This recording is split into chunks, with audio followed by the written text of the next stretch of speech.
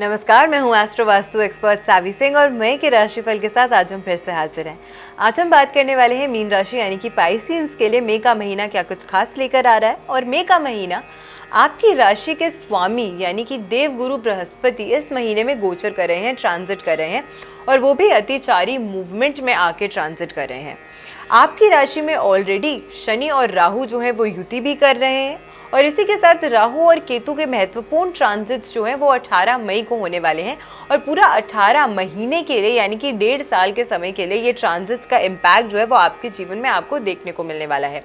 अब इतने सारे बड़े बदलाव अगर एक ही महीने में हो रहे हैं और ग्रहों की ये जो युतियाँ हैं, ग्रहों के ये जो ट्रांजिट्स हैं, वो कैसे आपके जीवन को इंडिविजुअली आपकी राशि के अनुसार प्रभावित करने वाले हैं, आज की वीडियो में हम उसी की बात करेंगे। और अगर आपके जीवन में कोई भी कठिनाइयाँ, कोई भी परेशानियाँ आ रही हैं इस गोचर के दौरान, तो ऐसे में कौन सी रेमेडीज़ हैं जो करके आप अपने जीवन को और ज़्यादा बेहतर और ज़्यादा सरल बना सकते हैं और इन सभी प्लैनेट्स की ऊर्जा और एनर्जी को आप इन्हांस कर सकते हैं।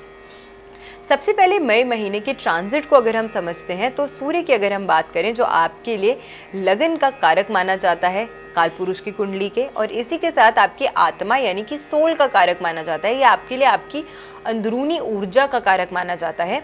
तो ऐसे में सूर्य जो है इस समय के दौरान वो गोचर कर रहे हैं मेष राशि में, जहाँ पे वो अपनी उच्च स्थिति में है, और यहाँ से 14 मई को ट्रांजिट कर जाएंगे वृषभ राशि में, टॉरस में।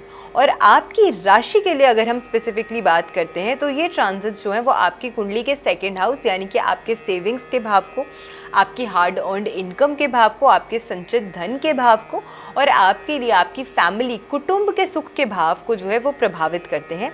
इसी के साथ तीसरा भाव भी जो है आपके लिए आपके नेबर्स, आपके कोलीग्स, आपके सहकर्मी जो हैं, या आपके जो सिबलिंग्स हैं उनके साथ जो आपके रिश्ते हैं उनको प्रभावित करता है। ये आपके लिए पराक्रम का जो भाव है वो माना गया है। तो सेकंड एंड थर्ड हाउस दोनों की एनर्जीज जो हैं वो सूर्य यानी कि सन के ट्रांजिट से इस समय के दौरान प्रभावित हो रही हैं। शनि की अगर हम बात करते हैं, जिन्होंने 29 मार्च को ऑलरेडी ट्रांजिट किया है, इन्होंने ट्रांजिट किया है आप ही की स्व राशि में, और आप ही की लगन में इस समय के दौरान शनि प्लेस्ड है। और शनि और राहु 51 दिन की युति बनाकर आपकी लगन की राशि में प्लेस्ड है। और ये युति जो है ये बहुत ज़्यादा फेवरेबल युति नहीं मानी जाती है, क्योंकि एक तो दोनों ही ग्रह जो हैं वो मैलेफिक प्लैनेट्स कंसिडर किए जाते हैं, जिसमें से एक ग्रह जो है राहु वो हमेशा वक्रीय चाल में यानी कि रेट्रो मूवमेंट में रहता है। इन दोनों ग्रहों की मीन राशि में जो युति थी 29 मार्च से 18 मई तक, उस दौरान सेहत में स्पेसिफिकली उतार चढ़ाव जो है वो मीन राशि के जातकों ने बहुत ज़्यादा अपने जीवन में देखा होगा।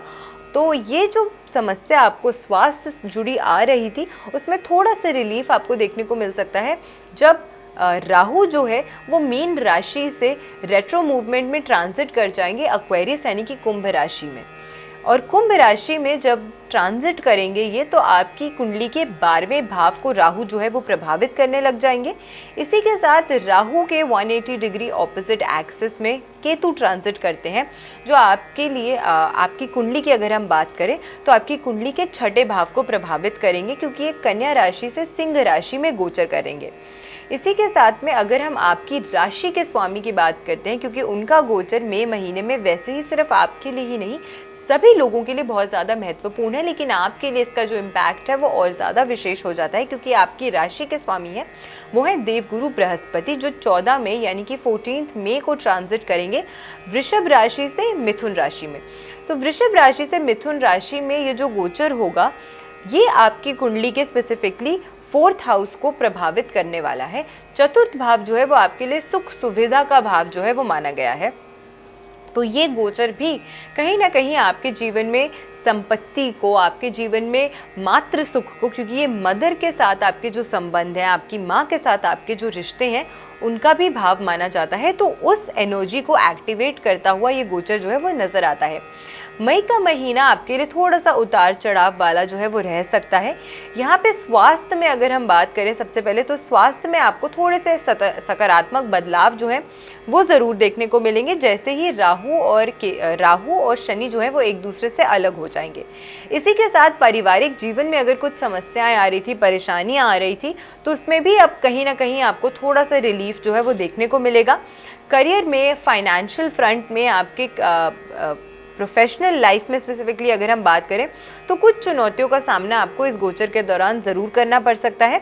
लेकिन अगर आप कोई भी ऐसे व्यक्ति हैं जो रचनात्मक क्षेत्र से जुड़े हुए हैं, यानी कि क्रिएटिविटी के क्षेत्र से, क्रिएटिव फील्ड्स में अगर आप लोग काम करते हैं तो आपके लिए ये समय जो है वो बहुत अच्छा है। आपको बहुत अच्छे गेन्स जो हैं वो मिल सकते हैं, आपको बहुत अच्छे समय के दौरान न्यू अपॉर्चुनिटीज़ जो हैं वो मिल सकती हैं आपके प्रोफेशनल लाइफ को बूस्ट करने के लिए। और ये प्रोफेशनल लाइफ जो है आपको बहुत अच्छे मटीरियलिस्टिक गेन्स जो हैं उसकी तरफ भी लेकर जाने वाले हैं ये चेंजेस, ये गोचर जो है स्पेसिफिकली। करियर में कुछ थोड़ी सी उतार चढ़ाव का सामना ज़रूर करना पड़ेगा बाकी इस फील्ड से जुड़े हुए जो लोग हैं उनको। आर्थिक स्थिति आपकी जो है इस महीने के दौरान सामान्य रहेगी। बहुत ज़्यादा उतार चढ़ाव आपको अपनी फाइनेंशियल फ्रंट पे नहीं देखने को मिलेगा। अगर आप एक्सपेक्ट कर रहे थे कि इस महीने में आपको कुछ बड़े फाइनेंशियल गेन्स हो जाए तो उसमें थोड़ा सा समय आपको अभी इंतज़ार जो है वो ज़रूर करना पड़ेगा। कहीं पे भी अगर आप अपना धन निवेश कर रहे हैं, इन्वेस्ट कर रहे हैं, तो अपनी फाइनेंशियल प्लानिंग को आपको और ज़्यादा विस्तार से उस पर सोचने की, काम करने की ज़रूरत जो है वो ज़रूर है। और किसी अच्छे विशेषज्ञ की सलाह लेकर अगर आप कहीं पे भी इन्वेस्ट करते हैं तो आपके निर्णय जो हैं वो ज़्यादा बेहतर हो सकते हैं। तो सेल्फ डिपेंडेंट निर्णय सिर्फ मत लीजिएगा अपनी फाइनेंशियल फ्रंट पे। अपनी फाइनेंशियल प्लानिंग को और ज़्यादा स्टेबल और मजबूत करने का प्रयास आपको इस महीने के दौरान ज़रूर करना चाहिए। प्रोफेशनल और पर्सनल लाइफ दोनों में एक थोड़ा सा सामंजस्य, एक बैलेंस बनाकर अगर चलेंगे तो आपके लिए अच्छा रहेगा। वरना आपकी पारिवारिक लाइफ में स्पेसिफिकली इसकी वजह से कुछ चुनौतियां जो है वो शुरू हो सकती हैं, या फिर आपकी प्रोफेशनल लाइफ में भी। तो एक अच्छा बैलेंस जो है आपको अपनी वर्क लाइफ और अपनी पर्सनल लाइफ में मेंटेन करने का ज़रूर आपको कोशिश जो है वो करनी चाहिए।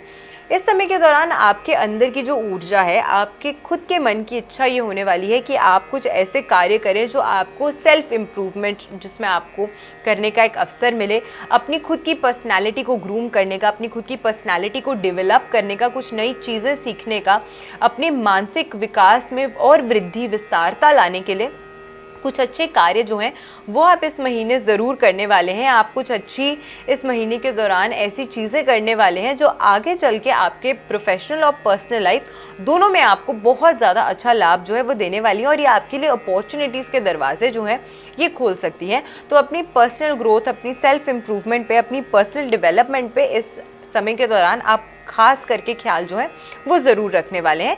प्लानिंग को अगर अपनी मजबूत रखते हैं, सोच समझ के निर्णय लेंगे तो आपको अच्छे अपॉर्चुनिटीज़ भी आएंगे और उन अपॉर्चुनिटी से अच्छा लाभ भी जो है वो आप ले पाएंगे। लेकिन अगर कोई भी परेशानियां आपको आ रही हैं इस महीने के दौरान, चाहे वो आपकी पर्सनल लाइफ या प्रोफेशनल लाइफ में हो, तो उन सभी परेशानियों को ओवरकम करने के लिए कौन सी एक रेमेडी है जो आपको ज़रूर करनी चाहिए। और स्पेसिफिकली इसीलिए भी क्योंकि आपकी राशि के स्वामी ग्रह जो हैं देवगुरु बृहस्पति, वो अतिचारी मूवमेंट में आ रहे हैं पूरे 8 वर्षों के बाद, 8 सालों के बाद में। और अतिचारी मूवमेंट भले ही ये नेचुरली बेनिफिट प्लैनेट माने जाते हैं, लेकिन अतिचारी मूवमेंट में कहीं ना कहीं ग्रह जो है वो थोड़ी सी पीड़ित स्थिति में आता है। तो अब इस पीड़ा को दूर करने के लिए, ख़त्म करने के लिए और इस गोचर को अपने लिए और ज़्यादा इम्पैक्टफुल और बेटर बनाने के लिए कौन सी रेमेडी आपको इस समय के दौरान ज़रूर करनी चाहिए। आपको 1.25 मीटर पीला कपड़ा लेना है और आपको पाउडर वाली हल्दी, यानी कि जिस हल्दी को आप अपने घर की मसालेदानी में यूज़ करते हैं, स्पाइस बॉक्स में यूज़ करते हैं, वो पाउडर हल्दी आपको लेनी है। लेकिन स्वच्छ साफ हल्दी लीजिएगा। इसको आपको उस कपड़े के चारों जो कोने हैं उसमें थोड़ी थोड़ी ये जो पाउडर हल्दी है आपको उसमें बांध देनी है। और बीच में आपको 1.25 किलो चने की जो पीली दाल होती है वो रखना है। और किसी भी धर्म स्थान पर या किसी भी मंदिर में आपको थर्सडे यानी कि गुरुवार के दिन इसको आपको डोनेट करना चाहिए, आपको ये दान करना चाहिए। इससे आपकी बृहस्पति ग्रह की जो ऊर्जाएं हैं, जुपिटर प्लैनेट की जो एनर्जीज हैं वो इन्हांस होती हैं और आपको बहुत अच्छा लाभ जो है इस गोचर के दौरान देखने को मिलेगा। क्योंकि आपकी कुंडली के डायरेक्टली 4th हाउस, आपकी राशि से 4th भाव जो है, सुख सुविधा का भाव जो है वो इम्पैक्ट हो रहा है इस गोचर के दौरान। मटीरियलिस्टिक गेन्स का भाव इम्पैक्ट हो रहा है इस गोचर के दौरान। तो इसीलिए ये कुछ रेमेडीज आपको बहुत बहुत अच्छा लाभ जो है वो दे सकती हैं। आशा करते हैं आज की वीडियो आपको पसंद आई होगी। वीडियो अगर अच्छी लगी हो तो ज़्यादा से ज़्यादा लोगों तक वीडियो को शेयर ज़रूर कीजिएगा और अपना प्यार यूं ही हम तक पहुंचाते रहिएगा। ऐसी बेनिफिशियल वीडियोस के साथ फिर से लौट कर आएंगे इस चैनल पे। मैं हूं सावी सिंह और आप सभी को नमस्कार।